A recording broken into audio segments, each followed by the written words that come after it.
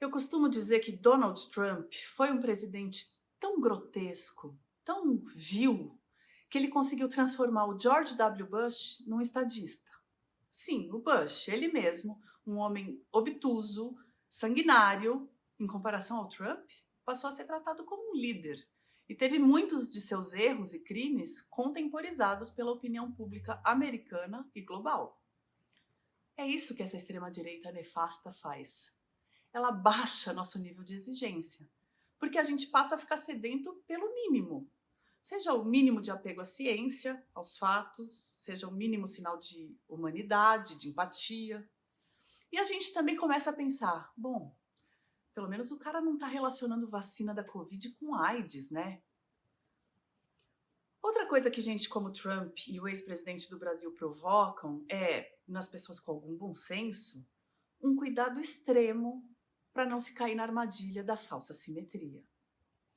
Eles só são comparáveis entre si, num clube de tiranos autoritários antidemocratas que, infelizmente, tem mais membros do que o aceitável nesse estágio da civilização. Bota aí Duterte, Netanyahu, Putin, Lukashenko, Ortega.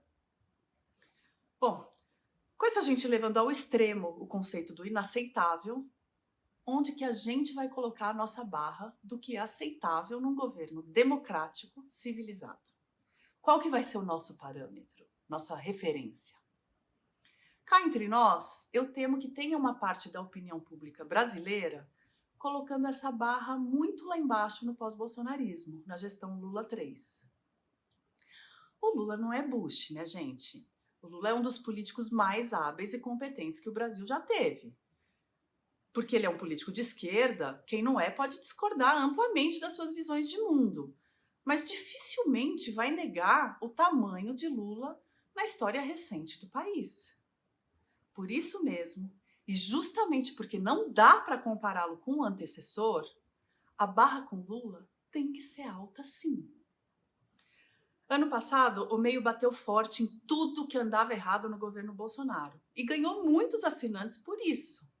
Mudou o ano, mudou o governo, mas vamos continuar criticando o que considerarmos errado. Vamos crescer menos? Esperamos que não. Se você concorda que o papel da imprensa é esse, assine o Meio Premium. Por R$ 9,90 mensais, garantimos boas marteladas para ajudar nossa democracia a se manter em pé.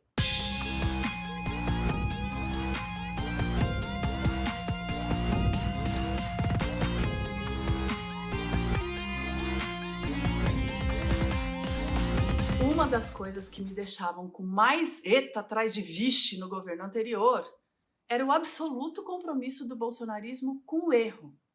Os caras botavam um secretário da cultura fazendo apologia ao nazismo e dali a semanas dobravam a aposta, com outro assessor fazendo gesto de supremacista branco. O Nécio do ex-presidente promovia uma aglomeração no auge da pandemia e, como se isso fosse pouco, arrancava a máscara de uma criança. O vídeo não pode ter 7 horas, então eu vou pular já para o pós-governo, quando estamos aqui descobrindo coisas que vão do genocídio Yanomami a emas obesas, a carpas assassinadas, a contrabando de joias que tem todo o brilho próprio das propinas. Isso tudo personificando no ex-presidente o mal, porque se formos expandir para o fenômeno sociocultural que ele representa, tem o aumento do trabalho escravo, dos feminicídios, da violência política. Isso tudo está disseminado no país. Faz 2 meses que o governo eleito por uma maioria bem apertada chegou no poder.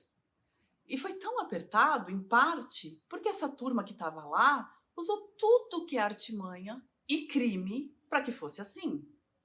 Mas, em parte, porque tem gente que ou concorda com esse jeito de enxergar o Brasil, ou que simplesmente detesta o jeito do PT de enxergar. Eu, particularmente, acho o antipetismo como justificativa para se votar em Bolsonaro inconcebível, porque eu penso que votar nele era injustificável. Mas essa mentalidade existe, é um fato. E como grande admiradora dos fatos, eu gosto de lidar com eles. Um exercício que nós, críticos do ex-presidente, gostávamos de fazer Quer dizer, gostávamos não, né? Porque tudo era doloroso, mas a gente sempre recorria a isso para tentar fazer bolsonaristas não convictos enxergarem algum absurdo. A gente aplicava o "e se fosse o Lula?". Tem cheiro e cara de falsa simetria, mas a gente usava isso porque era um truque para delimitar o que era aceitável para um lado e não para o outro, para desafiar certezas. Pois eu me peguei fazendo isso, na mão contrária, quando Lula confirmou em entrevista para o Reinaldo Azevedo que está considerando seriamente indicar o seu advogado, Cristiano Zanin, para ministro do Supremo Tribunal Federal. E se fosse o Bolsonaro, eu pensei. Bom, não precisa pensar muito, o ex-presidente botou um ministro terrivelmente evangélico e outro completamente alinhado a ele no STF. Tá ali. Foram escolhas ruins e que foram amplamente criticadas pelos setores legalistas e progressistas do Brasil. Lula disse que se escolhesse Zanin, todos compreenderiam do ponto de vista técnico. A própria ministra Carmen Lúcia, no Roda Viva, atestou que Zanin tem um notório saber jurídico, requisito fundamental para ser nomeado. Isso basta? Ou ainda, isso anula o fato de que seria uma escolha extremamente personalista do Lula? No passado, os ministros indicados pelo PT já deram provas de que não atenderiam os interesses do partido ou de seus governantes em contrapartida. É só ver o Toffoli, gente. E na entrevista para o Reinaldo, Lula insistiu no que parece bem óbvio vindo de um homem que foi condenado e preso com ratificação do Supremo. Ele nunca pediu favor a ministro algum. Ok. Então, é até plausível a gente acreditar que o Zanin não estaria lá a serviço de Lula. Agora, o Supremo é a mais alta corte do país. É onde que se espera que estejam as mentes brilhantes do direito. Se não as mais brilhantes, pelo menos com algum destaque incontestável em suas áreas. É o caso de Zanin, para além do fato dele ter defendido Lula? O quanto da sua atuação foi fundamental para a ressurreição política de Lula? Para usar os termos messiânicos que o presidente escolheu adotar no papo com Reinaldo. Embora o grupo Prerrogativas, daqueles notáveis advogados que apoiaram a candidatura de Lula, negue oposição ao nome de Zanin e diga que vá apoiar qualquer nome escolhido pelo presidente, o próprio Prerrogativas aponta o Pedro Serrano e o Lênio Streck como alternativas, classificando eles como dois dos maiores juristas do país. Dá para se dizer o mesmo do Zanin? A lealdade de Lula e a confiança no advogado que, com uma imensa ajuda da Vaza Jato, vamos combinar, tirou o Lula da condição de culpado, deve ser a régua nessa escolha?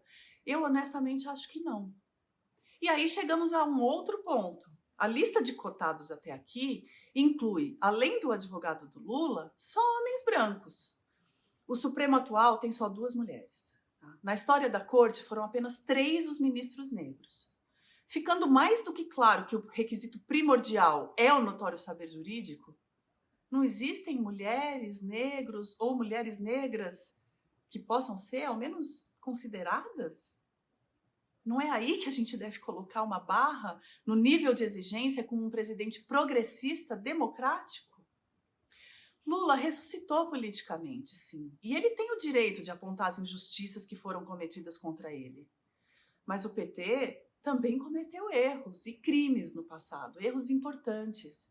E o fato de que os crimes de Bolsonaro e os erros foram incontavelmente mais indecentes, graves, cruéis, ou o fato de que hoje se conheçam plenamente as motivações de Sérgio Moro, não dão ao partido e a Lula carta branca. Para mim, é mais o contrário, sabe? Justamente na contraposição com o ex-presidente, eu espero muito do Lula.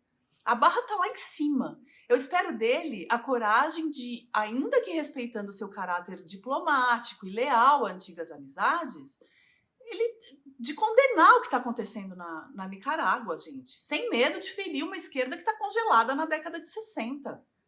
A sensatez de não escolher um ministro do STF que pode até ser competente, mas que chega à corte com o título mor de advogado do Lula e que é mais um homem branco. a sabedoria de demitir o ministro dos cavalos assim que for politicamente possível. A cadela do fascismo não está sequer adormecida, tá? O caso das joias, por exemplo, não teve qualquer ressonância na bolha de lá. Não é com o mínimo aceitável que vamos derrotá-la. É com o que de melhor se puder oferecer.